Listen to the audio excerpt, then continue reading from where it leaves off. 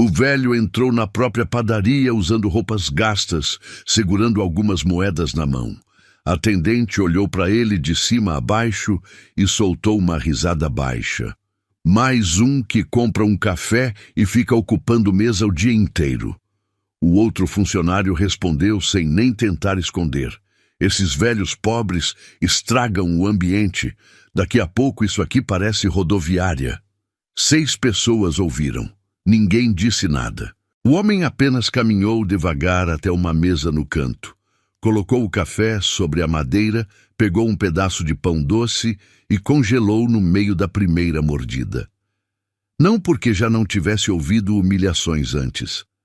Antônio Duarte passou a infância inteira ouvindo pessoas dizerem que gente pobre não pertencia a certos lugares. Ele congelou porque aquela padaria era dele. E porque foi naquele instante que o fundador da maior rede de padarias de Lisboa descobriu que os idosos pobres estavam sendo expulsos silenciosamente da empresa que ele criou, justamente para acolhê-los. Antes de a gente começar, me faz um favor. Clica no botão de inscrever aqui embaixo no canal Contos de Eli. A gente traz histórias reais sobre pessoas reais. O tipo que faz você pensar 2 vezes sobre como trata os outros. E se você curtiu, deixa um comentário me contando de onde você está assistindo. Eu adoro saber. Então bora lá. Antônio Duarte tinha 68 anos e carregava no rosto cada um deles do jeito honesto, sem tratamento, sem cuidado especial. O rosto de um homem que trabalhou de sol a sol por décadas e não tem vergonha nenhuma disso. Quem o via na rua via um senhor simples, daqueles que você passa do lado e não registra. Quem sabia a história via outra coisa completamente.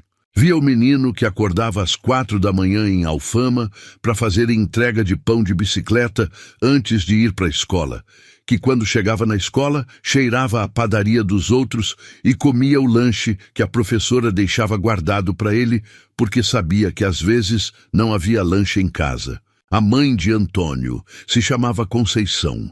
Era costureira, costurava para fora desde antes de Antônio entender o que isso significava. Ia dormir com os olhos cansados de tanto olhar para a agulha, acordava antes dele e sempre que ele levantava nas madrugadas para sair com a bicicleta de entrega, ela já estava acordada também. Sentada na cadeira da sala, com uma peça no colo, dedal no dedo, a luz amarela do abajur fraco iluminando só o espaço ao redor dela, enquanto o resto da casa estava no escuro. Ele perguntou uma vez por que ela não dormia mais. Ela disse que dormia melhor, sabendo que ele tinha saído bem. O pai tinha morrido quando Antônio tinha 9 anos. Uma daquelas doenças que nos anos 60 e poucos ainda não tinham nome decente nem tratamento certo. Foi rápido, que no caso era a palavra que as pessoas usavam para dizer que não houve tempo para se preparar, como se preparação fosse possível. Ficou o vazio do tamanho de um homem numa casa pequena de Alfama. E Conceição preencheu esse vazio com o trabalho, com teimosia de quem não se permite parar, porque parar é afundar. E com uma frase que dizia toda vez que Antônio reclamava que alguma coisa era difícil. Difícil não é o mesmo que impossível, e impossível é raridade. Antônio nunca esqueceu como era entrar em certos lugares e sentir que a presença dele incomodava.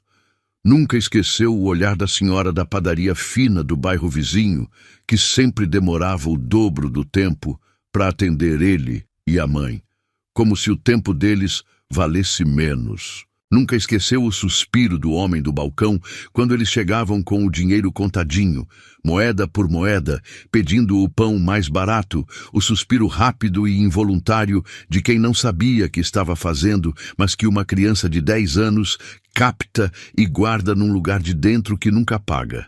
Aquele suspiro, tão pequeno, tão preciso, tão capaz de ocupar espaço dentro de uma pessoa por décadas inteiras. Aos 16 anos, além das entregas de bicicleta de manhã cedo, Antônio foi trabalhar aos fins de semana numa padaria de um senhor chamado Afonso, no bairro de Santos.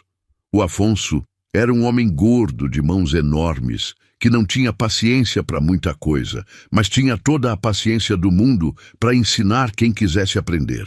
Ensinou Antônio a diferença entre fermento vivo e fermento seco. Ensinou que a temperatura da água muda tudo no pão. Ensinou que o segredo do pão bom não é receita, é atenção. Você tem que prestar atenção na massa, Afonso dizia. Ela te diz quando está pronta, você aprende a ouvir. Antônio ficou naquela padaria até os 22 anos, quando o Afonso se aposentou e fechou as portas com aquela tristeza calma de quem escolheu o momento, mas mesmo assim sente. Naquele dia, o Afonso deu para Antônio uma coisa.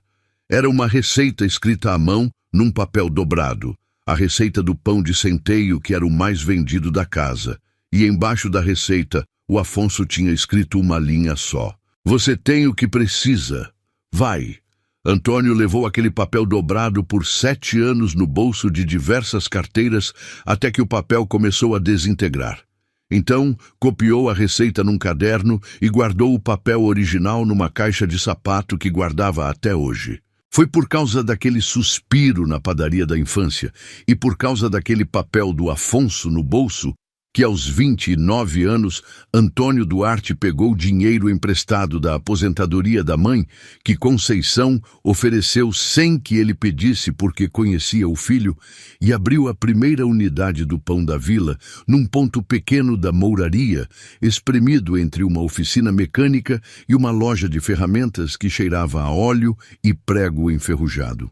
A padaria era pequena.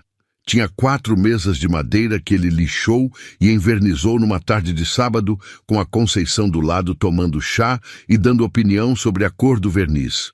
O equipamento todo foi buscado de segunda mão em 3 feiras diferentes.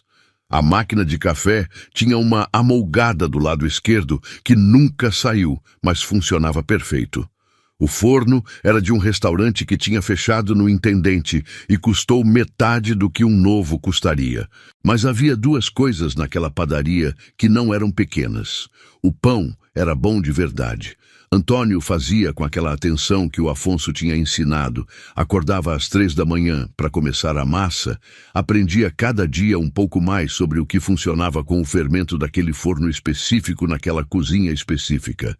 E o atendimento. Antônio cumprimentava todo mundo pelo nome desde a segunda visita. Guardava pão fresco para o aposentado, que aparecia todo dia às 11, porque era quando a reforma dele chegava e ele podia gastar um pouco. Servia café de graça em manhãs de inverno para os pedreiros que começavam o turno antes do sol nascer e passavam pela porta do Pão da Vila com as mãos no bolso e a cara no vento frio de Lisboa. Na parede da primeira loja, ele mandou colocar uma frase que pintou ele mesmo com tinta azul numa tarde de domingo, enquanto a Conceição ficou tomando conta do balcão sem entender nada de padaria, mas ajudando do mesmo jeito. Aqui, ninguém será tratado como menos importante. A Conceição leu a frase, virou para ele e disse que estava bom, mas que a letra do E ficou torta. Antônio disse que dava um charme. Ela disse que charme não era a palavra que ela usaria. Os 2 riram, e foi a última vez que riram assim juntos num lugar que era só deles, antes do Pão da Vila deixar de ser uma coisa de família e virar uma coisa de empresa. A padaria cresceu porque Antônio entendia uma coisa que muita gente de negócio levava anos para aprender. Quando aprendia, as pessoas não voltavam só pelo pão.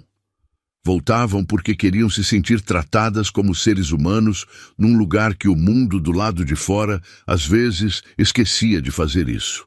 A Dona Graça vinha toda manhã e queria contar dos netos.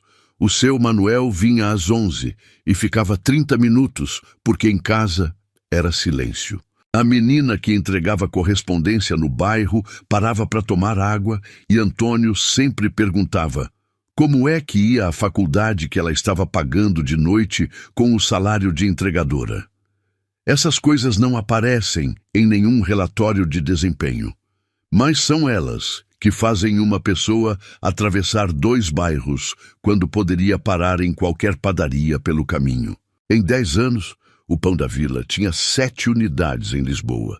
Em 20, tinha espalhado para outras cidades do país.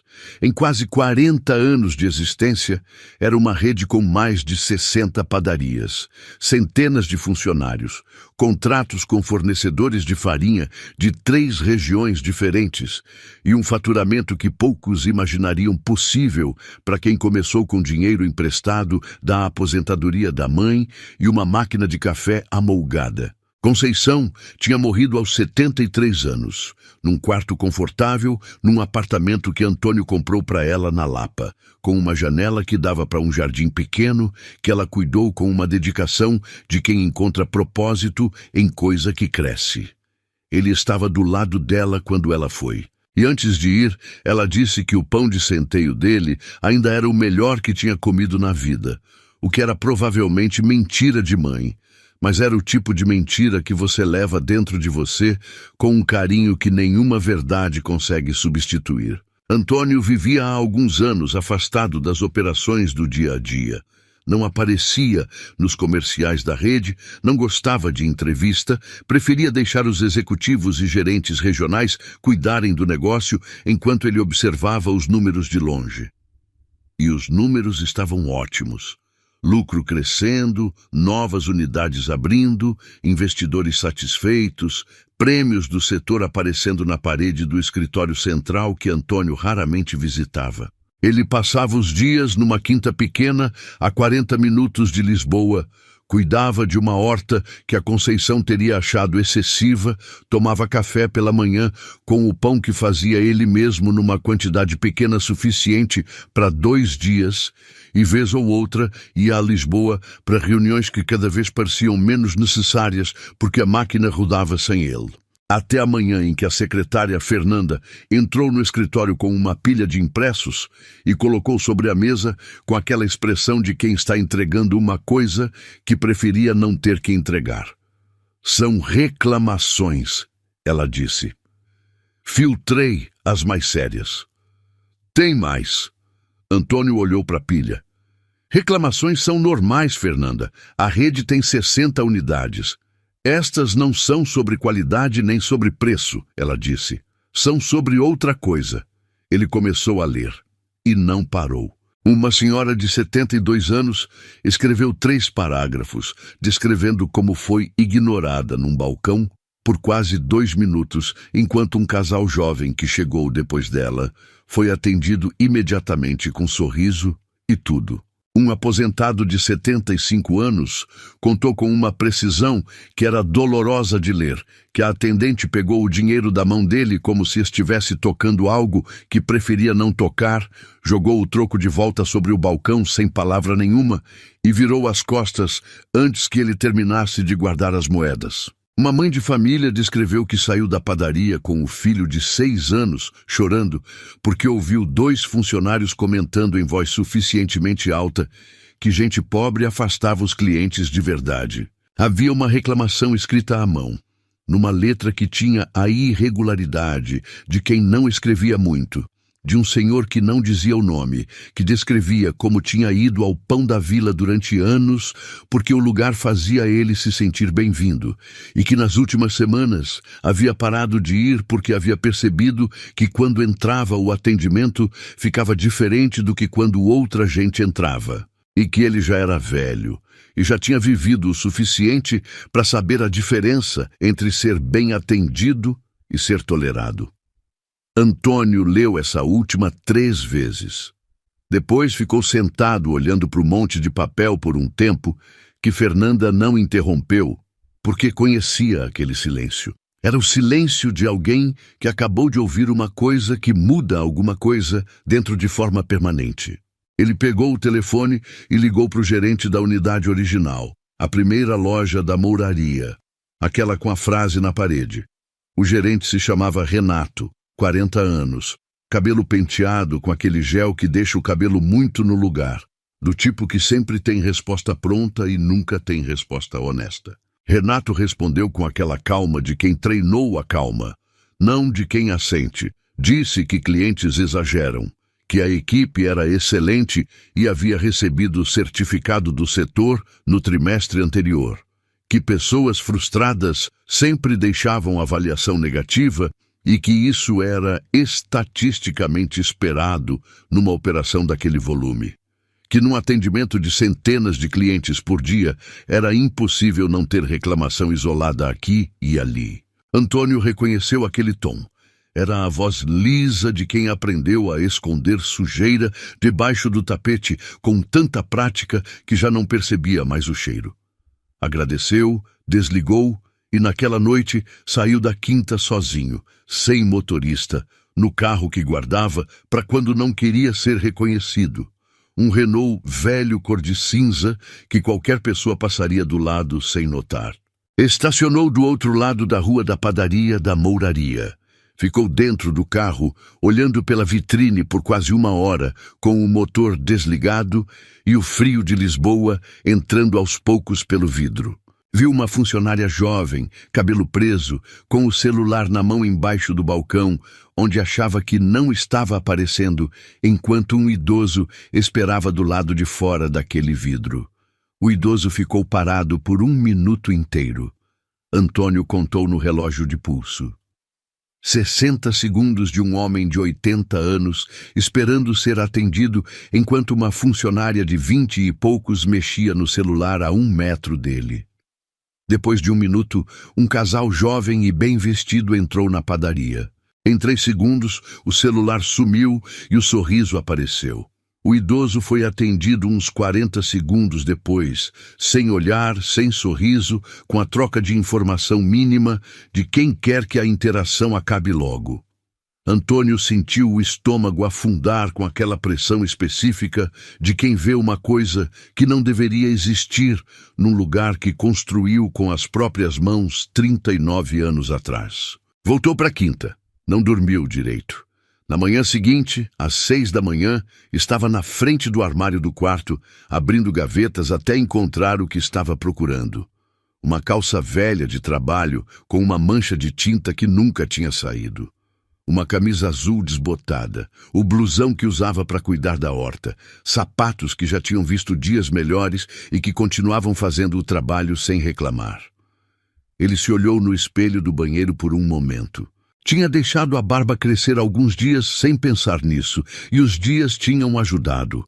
Parecia cansado, parecia comum, parecia o tipo de pessoa que certos atendentes decidem em fração de segundo que não merece o melhor sorriso nem os 2 minutos de atenção que qualquer ser humano merece quando entra num estabelecimento. Pegou o ônibus até a Mouraria. Quando entrou pela porta da primeira loja do Pão da Vila, aquela com a frase na parede com tinta azul, que ele tinha pintado num domingo, enquanto a mãe tomava conta do balcão sem entender nada de padaria, ninguém o cumprimentou. Havia 2 funcionários atrás do balcão e os 2 olharam para ele e olharam de volta para as próprias coisas. Antônio foi andando até o balcão com aquela calma que foi construída ao longo de décadas de entender que urgência raramente ajuda. "Bom dia", ele disse. A atendente virou devagar, com aquela lentidão que não é distraída, é deliberada, o tipo de lentidão que diz ao outro que o tempo dele não vale tanto quanto poderia valer. Olhou para ele. Fez aquela pausa de 1 segundo, que é o tempo exato de um julgamento rápido e silencioso, baseado em roupas gastas e barba por fazer e sapatos velhos. "O que vai ser?", ela disse. Sem bom dia de volta. Sem sorriso. "Um café e um pão doce, por favor." Ela foi preparar sem dizer mais nada. Quando voltou com o pedido, colocou o café sobre o balcão com uma força que não era necessária, como quem deposita uma coisa que quer logo tirar da frente, e disse o valor em voz plana.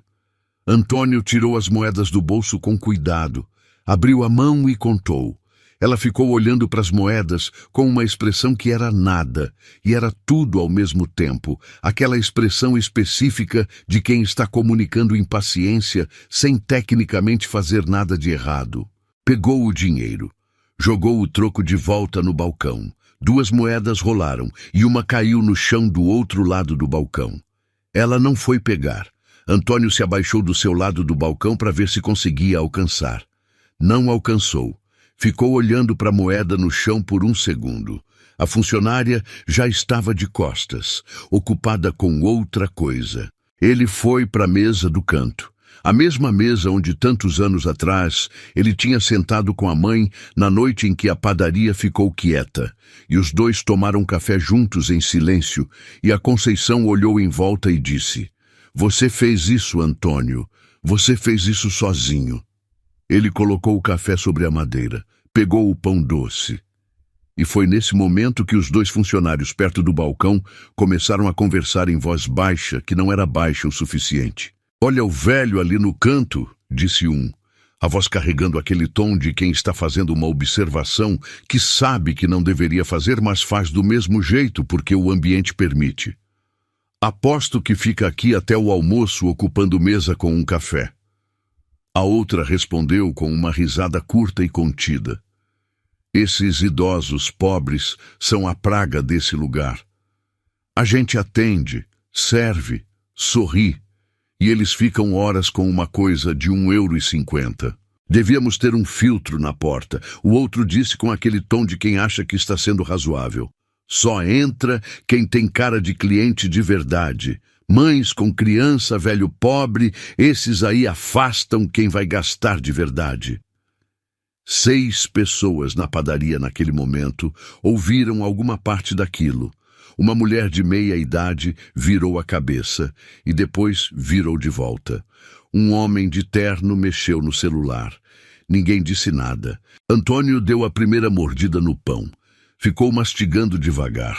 Olhou para a parede onde a frase estava, com a tinta azul desbotada pelo tempo, mas ainda legível, ainda lá depois de quase 4 décadas.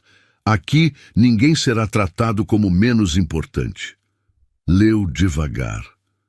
Depois ficou olhando para a mesa por um tempo que não era de raiva, era de tristeza. A tristeza específica de quem construiu uma coisa com um propósito e depois assiste esse propósito morrer aos poucos enquanto os números continuam crescendo e fazendo parecer que tudo está bem. Nos dias seguintes, Antônio não foi só à mouraria. Foi a mais 4 unidades em Lisboa, sempre com a mesma roupa simples, sempre sem se identificar, sempre com tempo suficiente para ficar e observar. O que viu não era idêntico em todas as unidades, mas tinha o mesmo cheiro. Num lugar era o atendente que atendia em ordem diferente da chegada dependendo de quem chegava. Noutro era o tom de voz que mudava conforme a aparência do cliente. Num terceiro era mais sutil. A forma como o espaço era limpo depois que certos clientes saíam, com uma pressa demonstrativa que não era necessária, mas que comunicava algo. Mas foi na mouraria que ele ficou mais tempo, porque foi lá que ele conheceu Helena. Helena Mendes tinha 53 anos, trabalhava na cozinha do Pão da Vila original há 12 anos e tinha as mãos de quem passou a vida inteira trabalhando com massa. Era baixa, rápida, com um jeito de se mover na cozinha que parecia econômico, mas era preciso, o tipo de eficiência que não se aprende em curso, que vem de anos fazendo a mesma coisa com atenção suficiente para ir refinando até que fica natural. Antônio a viu pela primeira vez, através do pequeno visor de vidro que separava o balcão da cozinha, passando bandejas e organizando o forno com uma cadência que era quase musical. Pediu para falar com ela no intervalo, se apresentando como um cliente antigo que queria dar feedback sobre as receitas.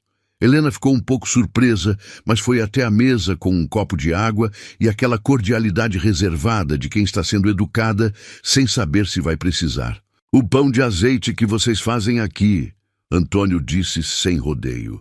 "A receita não é a receita padrão da rede?" Helena pausou com o copo na mão. "Como o senhor sabe qual é a receita padrão?" "Conheço bem a rede", ele disse. "Esse pão é diferente. É melhor." Helena ficou em silêncio por um segundo. Depois disse: "É receita minha. Desenvolvi ela aqui ao longo de 2 anos, testando a proporção de azeite com fermentação longa, ajustando conforme a temperatura da cozinha nesse espaço específico." O Renato colocou na ementa como especialidade da casa. Com o nome dela como criadora, Antônio perguntou. Helena olhou para o copo de água na mão. Não, ela disse. Ele levou a receita para a supervisão regional como desenvolvimento próprio dele. Virou produto novo da rede no ano passado. Está em 12 unidades agora. Vende bem. E o pão de centeio com alecrim também é seu.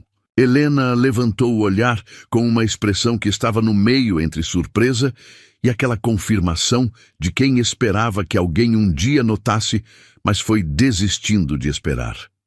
3 receitas, ela disse. As 3 mais vendidas da unidade. A receita de pão de centeio, o pão de azeite e o bolo de mel que a rede lançou no Natal passado como produto sazonal exclusivo. Nenhuma com meu nome em nenhum lugar. Ela disse aquilo com aquela calma cansada de quem já passou pela raiva e chegou do outro lado, num lugar onde a injustiça já não surpreende, só pesa como uma coisa que está sempre lá, que você aprende a carregar porque não tem outra opção. Antônio reconheceu aquele lugar, tinha visto a mãe naquele lugar. Tinha estado naquele lugar ele mesmo quando era jovem, e o dono de uma padaria no Chiado usou uma ideia que Antônio tinha sugerido e não disse o nome de quem tinha sugerido. Mas mais do que reconhecer o lugar, Antônio sentiu uma coisa que não era exatamente raiva, mas que tinha a temperatura da raiva. Porque Helena estava ali há 12 anos. Havia alimentado Lisboa com receitas que ela criou, que ela refinou, que eram dela do jeito mais fundamental que uma coisa pode ser de alguém, que é porque veio de dentro, de trabalho e atenção e tentativa e erro e tentativa de novo. E alguém havia pegado isso sem pedir.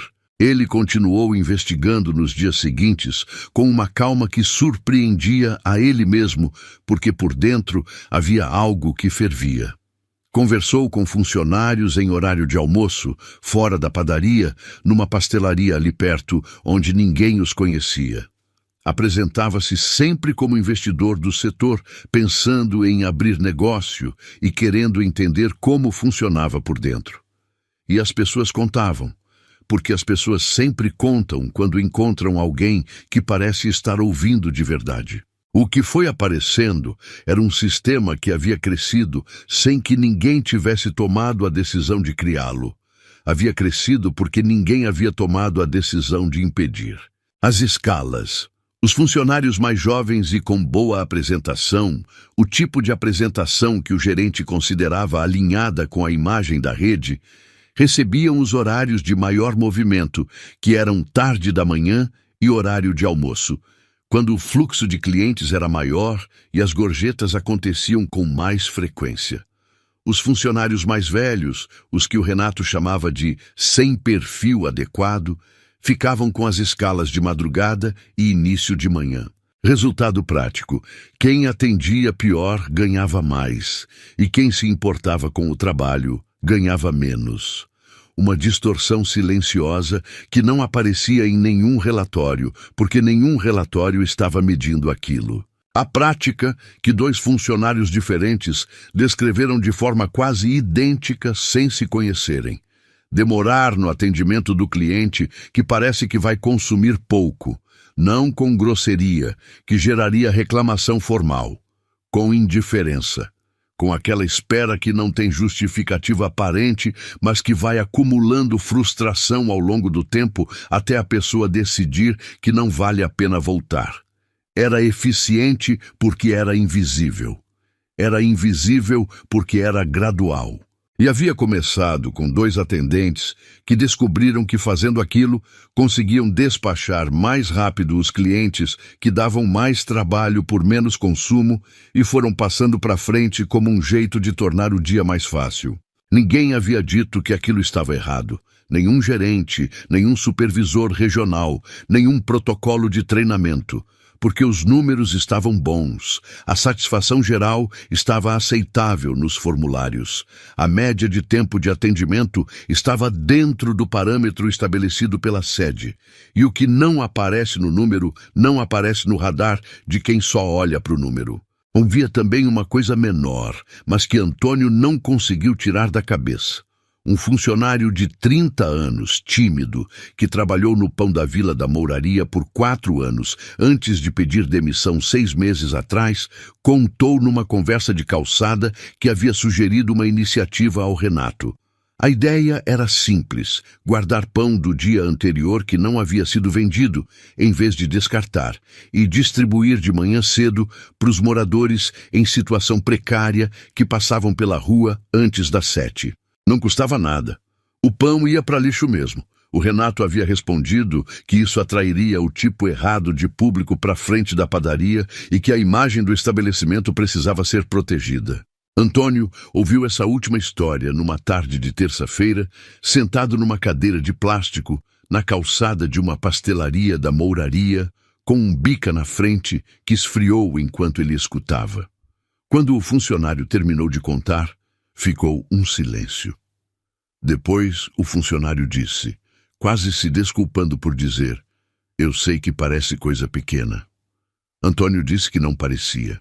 A reunião com Renato aconteceu numa manhã de quarta-feira, no escritório da unidade. Aquela sala pequena com uma mesa, 2 cadeiras, uma janela que dava para um beco e um pôster da rede na parede que havia ganhado um prêmio regional de design 2 anos atrás.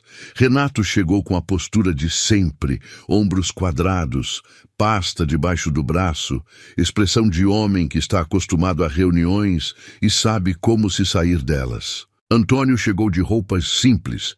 Renato não o reconheceu de imediato. Ficou por um segundo com aquela expressão de quem está tentando encaixar uma peça que não está encaixando. E foi só quando Antônio abriu a pasta que havia trazido, com os documentos organizados em sequência, que a cor foi saindo do rosto de Renato com aquela gradualidade específica de quem está assistindo o próprio mundo se desfazer numa velocidade que não dá tempo de reagir. Antônio colocou sobre a mesa, um por um, como quem está enumerando itens de uma lista que não tem pressa. As 3 receitas de Helena, com documentação de data de criação, e os registros de uso delas na rede sem crédito. Os e-mails de Renato, levando as receitas para a supervisão regional. A comunicação interna, onde Renato recebia elogio pelo desenvolvimento de novos produtos. A análise de escalas dos últimos 6 meses, os depoimentos de 3 funcionários que havia conversado, as reclamações de clientes e os áudios. Os áudios eram curtos e nítidos, vozes de atendentes com tom que não deixava dúvida sobre o que estava sendo dito e sobre o que era considerado normal dentro daquele espaço. Renato ouviu os áudios com as mãos na mesa e o olhar parado. Quando o último terminou, ficou em silêncio por um momento. Depois disse, com uma voz que havia perdido toda a lisura: "O senhor é Antônio Duarte." Sim. Renato respirou fundo uma vez. Tentou começar uma frase sobre contexto, sobre volume de operação, sobre como certas coisas escapam do controle de qualquer gerente. Antônio o deixou começar. Depois, com aquela calma que havia construído ao longo de 40 anos de negócio e de vida, disse uma coisa só. Sabe qual era a frase que eu pintei naquela parede lá fora com tinta azul quando abri esse lugar? Renato ficou em silêncio. Aqui, ninguém será tratado como menos importante. Você é o gerente de um lugar onde funcionários decidem que clientes idosos são peso morto e que certos tipos de pessoa não têm cara de cliente de verdade. Você recebeu a ideia de guardar pão para distribuir de manhã cedo e disse que atrairia o tipo errado de público. E você pegou 3 receitas de uma funcionária que trabalha aqui há 12 anos e levou o crédito sem nenhum constrangimento. Renato não respondeu nada.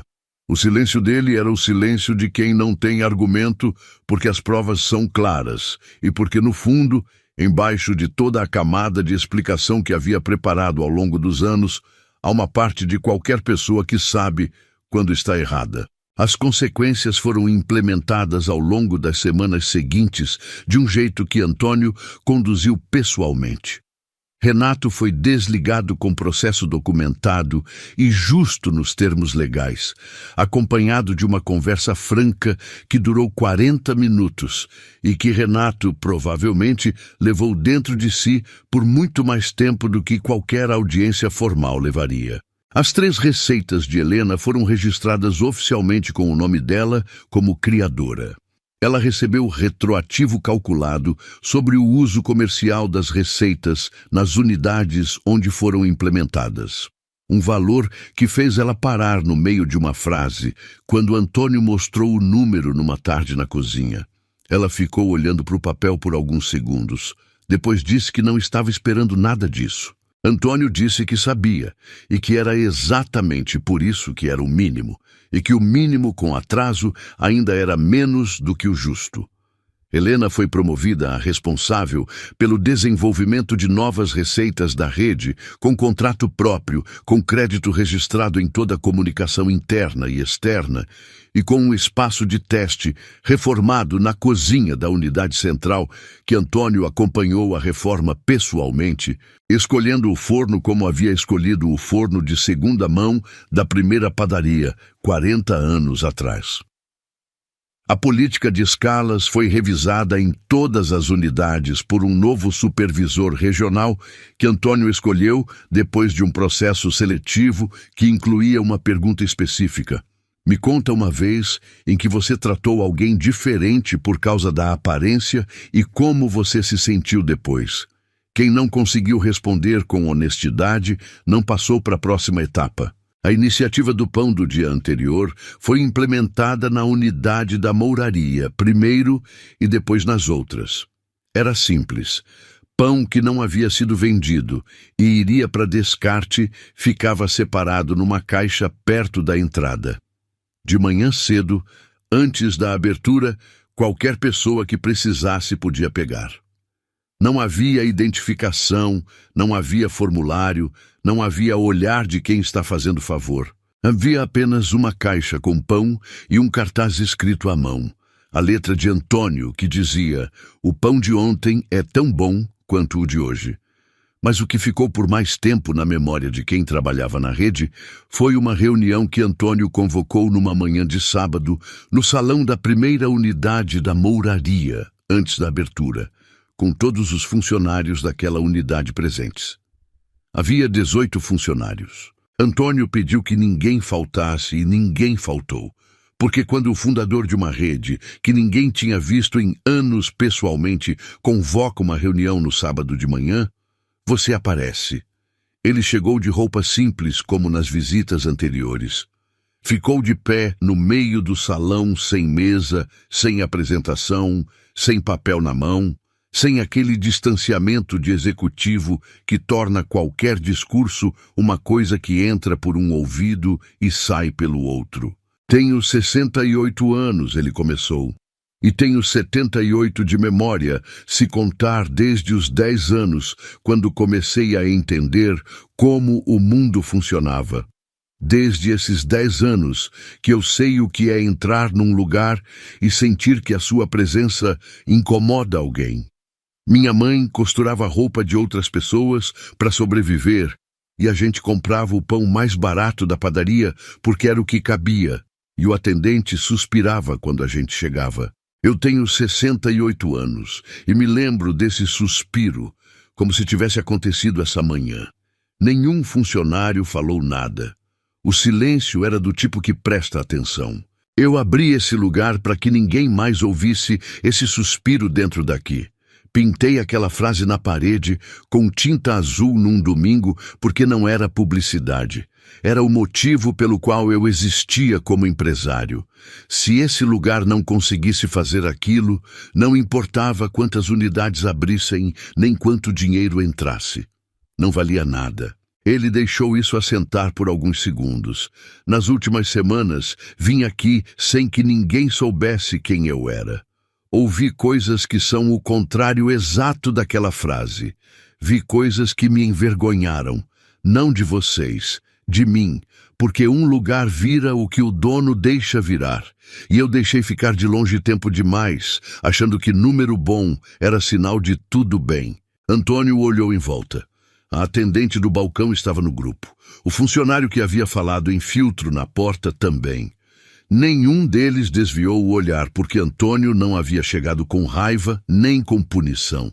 Havia chegado com algo mais difícil de encarar. Com decepção honesta de alguém que havia acreditado em coisa e estava de luto por ela. Não vim aqui para demitir todo mundo, ele continuou. Vim porque acredito que a maioria das pessoas, quando entende o que está fazendo de errado, consegue fazer diferente. E porque acredito que às vezes as pessoas fazem coisa errada não porque são ruins por dentro, mas porque ninguém nunca mostrou para elas o que estava em jogo de verdade. Foi até a parede. Passou os dedos na frase com tinta azul, com aquele gesto de quem toca algo que é memória física. Aqui, ninguém será tratado como menos importante. Quando escrevi isso, eu tinha 29 anos. Estava com medo que a padaria fechasse em 6 meses. Estava com as mãos calejadas de preparar pão desde as 3 da manhã e tinha emprestado dinheiro da aposentadoria da minha mãe. Tinha medo todo dia. Mas nunca tive dúvida sobre essa frase, porque sem ela o resto não valia a pena. O dinheiro não valia a pena, o crescimento não valia a pena, 60 unidades não valiam a pena. Nada valia a pena sem isso. Ele se virou para a sala. Então eu preciso que vocês decidam se essa frase significa alguma coisa para vocês também. Não como obrigação, não com medo de perder emprego, porque se for por medo não funciona. Precisa ser porque vocês entendem que o senhor que entra aqui com moedas contadas na mão passou a vida trabalhando e merece o mesmo sorriso que qualquer outra pessoa. Que a senhora que demora 5 minutos escolhendo o pão tem esse direito. Que a criança que entra correndo e derruba guardanapo não é problema. É vida. Que o trabalhador que para aqui às 6 da manhã, antes do turno com as mãos frias, não precisa de caridade. Precisa de ser tratado como ser humano num lugar que tem café quente. Ficou em silêncio por um momento. Café e pão doce para todo mundo. Hoje a casa paga. Havia uma fila de clientes habituais que já esperava do lado de fora quando o saguão foi aberto naquele sábado. Antônio foi pessoalmente até a porta cumprimentar cada um. A dona Graça, 90 anos, que vinha toda manhã há 13 anos com aquele andar devagar, que nunca mudava a determinação de aparecer, disse que não sabia quem ele era, mas que aquele pão de centeio era o melhor de Lisboa. Antônio disse obrigado, com aquela seriedade, que ela devia ter sentido que vinha de lugar real, porque ela piscou os olhos um pouco mais depressa que o normal e foi até a mesa sem mais nada. O seu Augusto, 78 anos, reformado das obras, que contou uma vez para Antônio no banco da praça que vinha ao Pão da Vila, porque era o lugar onde não precisava sentir que estava devendo desculpa por existir, entrou e ficou em pé na entrada por um segundo, olhando para o movimento. Uma funcionária de 20 e poucos anos se aproximou. Bom dia, seu Augusto. O pão de azeite chegou fresquinho há meia hora. O seu Augusto foi até a mesa com aquela expressão que não é alegria exatamente, mas é o que aparece no rosto quando uma coisa pequena confirma que você está num lugar certo. Antônio ficou no salão aquela manhã inteira, sentado na mesa do canto com um café que pediu ele mesmo no balcão, com as mesmas moedas do bolso, e dessa vez o troco foi devolvido na mão. Helena apareceu pela porta da cozinha no final da manhã, tirou o avental e foi até a mesa dele com 2 pedaços de pão de centeio num guardanapo. Posso? Ela perguntou, indicando a cadeira vazia. Pode, Antônio disse. Ela sentou. Colocou o guardanapo entre os dois. Ficaram em silêncio por um tempo, ouvindo o barulho da padaria, as conversas, as xícaras, a máquina de café, as crianças que derrubavam guardanapo e riam, os adultos que riam junto. A minha mãe vinha aqui, Helena disse depois de um tempo, nos primeiros anos da padaria. Ela morava aqui perto, na mouraria mesmo, num 3º andar sem elevador, que ela subia toda manhã sem reclamar. Dizia que era o único lugar no bairro onde as pessoas que trabalhavam o dia inteiro eram tratadas como gente quando chegavam para o café da tarde. Antônio olhou para ela. Ela continuou. Ela faleceu tem 8 anos, mas quando faço uma receita nova, fico sempre pensando se ela ia gostar. É uma forma dela continuar aparecendo por aqui. Antônio ficou um tempo sem falar. Depois disse: a minha mãe também não está mais aqui, mas nos últimos anos ela tomava café com pão de centeio toda manhã. Eu levava para ela toda semana. Era o pão que eu fazia. Helena disse com um sorriso pequeno que mudou o rosto dela inteiro. Era, Antônio confirmou. Ficaram assim por um tempo, os dois numa mesa de canto de padaria de Lisboa, numa manhã de sábado, com o barulho da vida ao redor e aquele "e torto" na parede que a Conceição tinha dito que dava charme e que ficou ali 40 anos, confirmando que ela estava certa, com a tinta azul desbotada, mas ainda de pé, como ficam as coisas quando foram escritas com intenção de durar. Antônio olhou para o "e torto" por um momento. Depois pegou um pedaço do pão de centeio que Helena tinha trazido no guardanapo. Era bom. Era do tipo que a gente come e pensa nele no dia seguinte. Esse aqui, ele disse, é o melhor pão que eu já comi na vida. Helena disse que provavelmente era mentira. Ele disse que provavelmente não era. Se você chegou até aqui dessa história, me faz um favor. Clica no like agora. Faz diferença real para o canal crescer. Compartilha com alguém que precisa ouvir que a forma como você trata as pessoas conta mais do que qualquer resultado no final do mês. E se inscreve no Contos de Eli para não perder a próxima história. Antes de ir, quero te perguntar uma coisa. Você já foi num lugar e se sentiu tratado diferente por causa da aparência? Ou já percebeu que tratou alguém assim sem precisar e se arrependeu? Me conta nos comentários. Eu quero ler cada um. E lembra sempre disso. O que faz um lugar ser bom de verdade nunca é o que está no cardápio. É o que a pessoa sente quando entra pela porta e quando sai. E às vezes é o suspiro que não acontece. Obrigado por assistir. Isso é Contos de Eli. Inscreve, curte e trata as pessoas com respeito. Você nunca sabe quem foi que construiu o lugar onde você está.